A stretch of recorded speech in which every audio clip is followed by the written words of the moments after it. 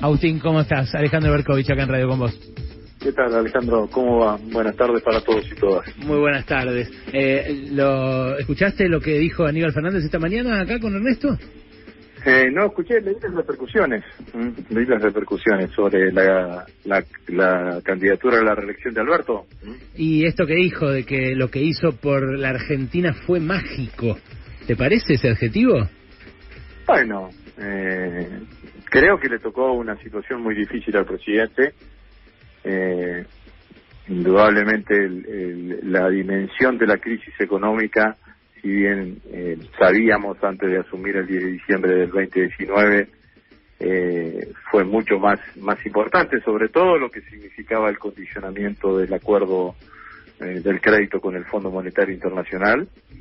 Pero además de eso, gobernar con pandemia, yo era ministro de Defensa en ese momento, digamos, ¿no? Gobernar y tomar decisiones sin saber cuál era la contundencia de esas decisiones, porque estábamos gobernando y teniendo que hacer frente a lo desconocido, resolver la gestión de la pandemia, terminando con una campaña de vacunación enorme, con un nivel de contundencia importantísimo. Argentina es uno de los países con mayor índice de vacunados que hay en el mundo. Cuando terminábamos eso, empezó la guerra, y con el comienzo de la guerra, el desequilibrio macroeconómico mundial. Uno ve los índices de inflación en todo el mundo, es una problemática que hoy tiene todo el mundo. Obviamente todos parten de una base más baja de la que partimos nosotros, ¿no? Tener un aditivo inflacionario producto de la invasión de Rusia a Ucrania es distinto cuando tenés una base del 2-3% anual que cuando tenés una base del 50% como tenemos nosotros. Gobernar en el marco de una coalición política, que es la primera vez que el peronismo gobierna en el marco de coalición, y con una oposición con fortaleza y con capacidad de bloqueo y fuertemente crítica. Entonces hay una cantidad de condiciones adversas en la cual ha desarrollado la gestión Alberto Fernández, que yo creo que hay que computarlas a la hora de hacer una valoración sobre su gestión. Pero sobre el resultado, más allá de las calificaciones, yo creo que es sano que el presidente aspire a la reelección. Cualquier argentino dirigente político que asume un cargo con posibilidad de reelección se imagina gobernando no solamente 4 años, sino 8, y sea gobernador, intendente o presidente de la nación, en este caso de la Constitución, que se lo permite la Constitución Nacional. Y a mí me parece sano que esté pensando en eso y que esté pensando que si logra sacar el país adelante con todas estas dificultades, puede, en un escenario de menos dificultades externas, transmitir una mejor gestión que la que estamos realizando. ¿No es esto lo que dividió aguas en el Frente de Todos? ¿No puede volver a romper la relación esta, aunque sea precaria, que parece haberse restablecido entre el presidente y la vicepresidenta, esta aspiración? Yo no lo veo así, no, la verdad que me parece que lo que sucedió en el Frente de Todos fue que partíamos de la base que había diferencias o había diferencia de matices, porque como dije, las coaliciones no se arman entre los que piensan iguales, sino entre los que piensan parecidos, que esas diferencias se encontraron una expresión muy fuerte de disidencia cuando fue el acuerdo con el Fondo Monetario Internacional, y que a partir de la disidencia con el acuerdo con el Fondo Monetario Internacional, esa disidencia se expresó en diferentes momentos, con diferentes intensidades, sobre el rumbo, en términos generales, de la economía. Digamos, no me parece que esto es lo que sucedió. Y a partir de la renuncia del exministro de Martín, sí, aparece una figura como la de Silvina Batakis, que logra el consenso mayoritario, casi unánime, de la totalidad del Frente de Todos, y empieza otra etapa política dentro del Frente de Todos, digamos, ¿no? Pero me parece que sí está concentrado en esa mirada. ¿No se guardó el derecho de criticarla como hizo en su momento con Guzmán, Cristina Batakis, al no saludar su designación, al no hablar de ella el viernes cuando dio su discurso, al no mencionarla ni siquiera en un tuit como hicieron, por ejemplo, muchos otros dirigentes? A mí me parece que lo que yo tengo entendido, que lo de la designación de Silvina fue una propuesta del presidente que la vicepresidenta consintió y que generó un consenso, como vuelvo a decir, enorme en todos los actores del peronismo, del Frente de Todos, fundamentalmente de los gobernadores, ¿no?, que tienen un peso específico muy importante en esta etapa dentro del Frente de Todos. Así que me parece que eso es el escenario que tenemos, pero lo cierto es que independientemente de esa valoración, que yo creo que es, como acabo de decir, se abrió una etapa distinta en el Frente de Todos, porque se recuperó el diálogo entre el presidente y la vicepresidenta. ¿Esto significa que las diferencias que existían antes desaparecieron? No. Significa que encontraron una forma más dialogada de gestionarse, más recoleta, si se quiere, con menos estridencia pública, y que entre ambos están gestionándolas para sacar a la Argentina adelante, digamos, ¿no? Esto es lo que me parece que sucedió. Agustín, Noelia Barral Grígera te saluda, ¿cómo estás? Esta nueva etapa política en el Frente de Todos llega... No escuché la primera parte de la pregunta. No, te decía que esta nueva etapa política en el Frente de Todos llega de la mano de un cambio en... de alguna manera el escenario social que enfrenta el gobierno, con protestas de los movimientos sociales, de los movimientos piqueteros, incluso la posibilidad de protestas sindicales y también un cese de comercialización de los productores agropecuarios. ¿Qué ves para los próximos meses? Lo primero que yo quiero decir, que todos tienen derecho de tomar las decisiones que crean que quieran tomarlas y de ver de qué manera representan mejor a los que creen que son sus propios representados. Digamos, hablo de los compañeros dirigentes gremiales, representantes de los movimientos sociales. Después tengo una palabra específica sobre la dirigencia del sector agropecuario.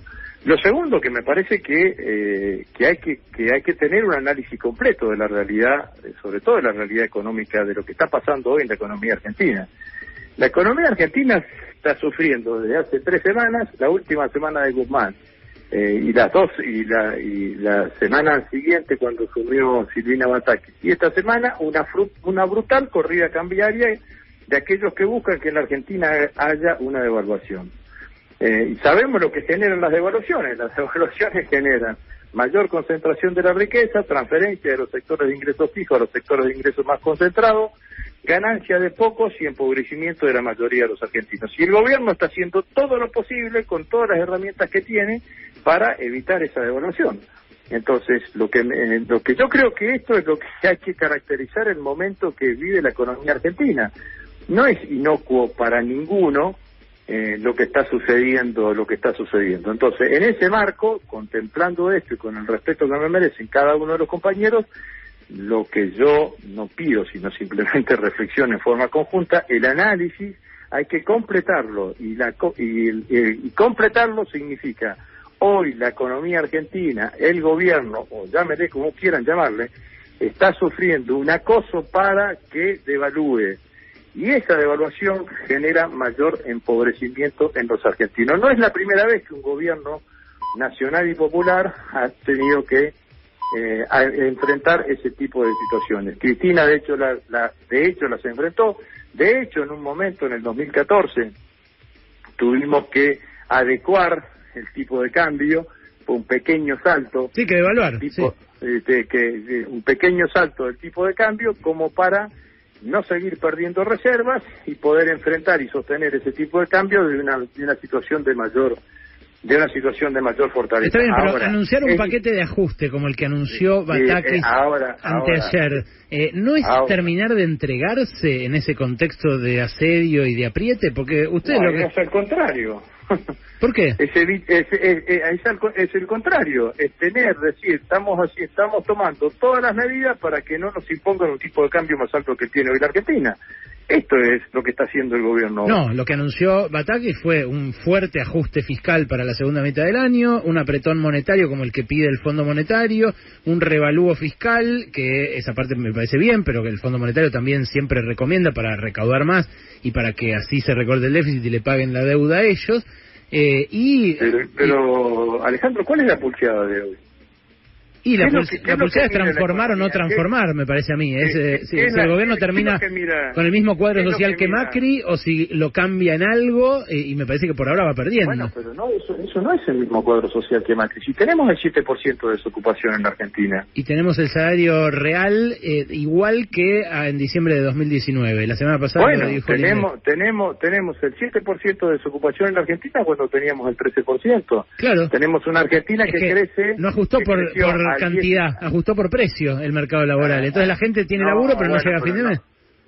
Pero está claro que eso es así. También está claro que cuando vos venís de desocupaciones altas, el primer proceso de baja de la desocupación no inmediatamente te trae empleo de la mejor calidad y de la mejor retribución. Pero nadie puede dejar de conocer que la Argentina hoy tiene un índice de desocupación que en los 4 años de Macri nunca lo tuvo. ¿Para vos no es de ajuste? ¿El paquete que anunció Batakis no es de ajuste para vos? Nadie puede dejar de desconocer que la Argentina de hoy tiene un crecimiento del 10,5%, que este año vamos a crecer y que el año que viene vamos a crecer, cuando Macri durante los 4 años de gestión en 3 decreció. En 3 hubo recesión económica en el 2000, en el 2016, en el 2019, en el 2018 y en el 2019. Entonces, ¿cómo puedes decir que es la misma situación social que Macri? No es la misma situación social que Macri. Es la misma situación social que al final del gobierno de Macri. O sea, es un fracaso total de la promesa electoral del Frente de Todos, que era revertir ese daño. No es un fracaso. No lo revirtieron ese daño, lo lamento. No sé, Agustín, qué sé yo, los números dicen eso. No sé si lo lamentás tanto, pero bueno, de todas maneras... Bueno, sí, lo lamento mucho porque yo lo voté a Alberto y a Cristina y lo hice en parte para que se detuviera el daño, de Macri. Y la verdad que se detuvo, pero no se revirtió. Pero lo que vos estás haciendo absolutamente injusto con el gobierno, con tu voto y con vos mismo. Si no reconoces que en la Argentina hoy se bajó la desocupación del 13 al 7%, si no reconoces que la Argentina hoy tiene una política de crecimiento, si no reconoces que en la Argentina se han mejorado las redes de protección social durante todos los años de gestión, no estás mirando la totalidad de la realidad en forma objetiva, Alejandro. ¿Para qué sirve crecer si, como pasó el año pasado, crecemos el 10% y no se mueve ni un ápice el poder adquisitivo del salario? Porque el 10,3% que creció el año pasado permitió bajar la desocupación del 13 al 7. ¿Cómo para qué sirve para crecer? El poder adquisitivo no se alteró el poder sobre el poder adquisitivo, sobre la redistribución, sobre la mejora de precios, son las materias pendientes, son el vaso medio vacío que tenemos. Tenemos un vaso medio lleno, que bajamos la desocupación y que hay crecimiento económico, y hay un vaso medio vacío, que es la política de precios y la política de ingresos del conjunto de la población, que están unidas una con la otra. Lo que está haciendo el gobierno hoy es defender esa política de ingresos y defender esa política de precios para no devaluar. Vos también sabés que estamos en medio de una corrida cambiaria y que lo que se quiere es devaluar. Que hay sectores que están buscando una devaluación en la Argentina. Y una devaluación en la Argentina con la velocidad a que navega la inflación hoy, nos deposita cerca del 100% de inflación anual. Sí, ya estamos muy cerca. Todo esto de es lo que se está jugando hoy en la Argentina. Yo no sé quién no lo entiende. Bueno, yo lo que no entiendo, por ejemplo, es que esos sectores a los cuales ustedes acusan de quererlos empujar a una devaluación son los que terminan favorecidos por esta política económica, porque deciden no subir las retenciones y les hacen igual el lockout agropecuario, porque les suben la tasa de interés a los bancos y los bancos igual fogonean la corrida. Entonces, la no confrontación los terminó empujando a la impotencia. Eso pienso. ¿Qué es la no confrontación? Y no, por ejemplo, que el trigo suba de 200 a 400 dólares la tonelada y que ustedes no le suban las retenciones. Con lo que puedas confrontar. Tenés realidades. Claro, eso es lo que dijo Santoro cuando vino acá, que la relación de fuerzas no daba. Es lo que te dice la realidad. Si no podés aumentar las retenciones porque no tenés el número en la Cámara de Diputados y quizás tampoco lo tengas en la Cámara de Senadores, no podés, aunque quieras. ¿No lo intentás? Entonces haces política con la realidad, no con el voluntarismo. ¿No lo intentás y que fracase en todo caso y que la oposición quede como la responsable de que haya inflación? Eso lo que me estás haciendo no es una mirada económica, sino una mirada política. Sí. Andá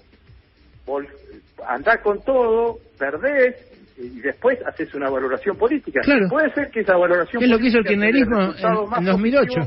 O resultado más negativo. No, en el 2008 teníamos 30.000 millones de dólares en el Banco Central. Yo estaba en la 125 en el 2008. Teníamos 30.000 millones de dólares en el Banco Central. Entonces el poder está determinado solamente por las reservas, el poder político. No me digas eso, no me tomes de tonto, no, Alejandro. Bueno, te estoy dando un ejemplo. Vos me decís, el 2008 era un contexto absolutamente distinto. El 2008 era un contexto absolutamente distinto. Y no se construyen de hecho, también esos... No sé si te acordás que hubo 2 votaciones por la 125. Y una primera votación la ganamos lejos. Al principio, y después fue revirtiéndose cuando se trató finalmente la resolución en el Congreso de la Nación. Ganamos en la Cámara de Diputados y empatamos y perdimos en la Cámara de Senadores, pero seguí con el análisis de la 125. La 125 a nosotros nos dejó un caudal en cuanto a identidad política muy importante. Ahora nos quedamos sin vicepresidente. Muchos gobernadores que nos apoyaron nos dejaron de apoyar. Perdimos mayoría en la Cámara de Diputados, casi, y perdimos mayoría en la Cámara de Senadores también. Entonces, si vos me decís que todo eso no significa una valoración política, bueno, me parece que tiene que ser una valoración política. Bueno, yo lo respeto eso, y lo que me pregunto finalmente es, y te lo comparto a vos como inquietud, ¿cómo van a pedir el voto el año que viene? Si es saludable, decías vos al principio, que el presidente quiera ser reelecto, ¿con qué argumento le va a pedir esa reelección si, por ejemplo, renunció a dar estas peleas que además consideran justas ustedes y que vos reivindicás del pasado de esta propia gestión en otros momentos? Voy a pedir el voto comparando las dos gestiones. Las gestiones del 2015 al 2019 y del 2019 al 2023. En el 2015 Mauricio Macri recibió un país desendeudado con una inflación del 20 y pico %, con una desocupación del 6% y en crecimiento económico. En 4 años de gestión nos dejó una inflación del 54%, una deuda con el Fondo Monetario Internacional de arriba de 50.000 millones de dólares, nos dejó de 4 años de gestión 3 años en recesión económica y una desocupación del 13%. Nosotros en 2 años y medio de gestión bajamos la desocupación. La Argentina tiene hoy crecimiento económico, reestructuramos la deuda con los acreedores bajo legislación extranjera, acreedores privados bajo legislación extranjera y legislación nacional, y refinanciamos una deuda que era de imposible cumplimiento en los términos que la había renegociado Macri. Vamos a ir a comparar gestiones, porque los opositores hoy no es que le hicieron de un repollo, gestionaron durante 4 años atrás. Cuando alguno de ellos venga y me diga, porque hay que bajar la inflación, yo le voy a decir, ¿por qué no la bajaste cuando fuiste gobierno? Cuando me diga, lo que tengo que hacer es generar más puestos de trabajo, te voy a decir, pero escuchame una cosa, me dejaste el país con el 13% de desocupación. Bueno. Cuando me digan, vamos a tener mayor crecimiento económico, te digo, pero si tuvimos recesión en 3 de los 4 años que gobernaste, ¿cómo no voy a tener argumento para ir a las elecciones? Tengo esto y muchos más. Suerte entonces, Agustín, y gracias por este rato. Gracias. Hasta luego. Era Agustín Rossi, el encargado de la AFI, ahora antiguo secretario de Defensa, antes varias veces funcionario, jefe de la bancada también en diputados. Acá Pasaron Cosas.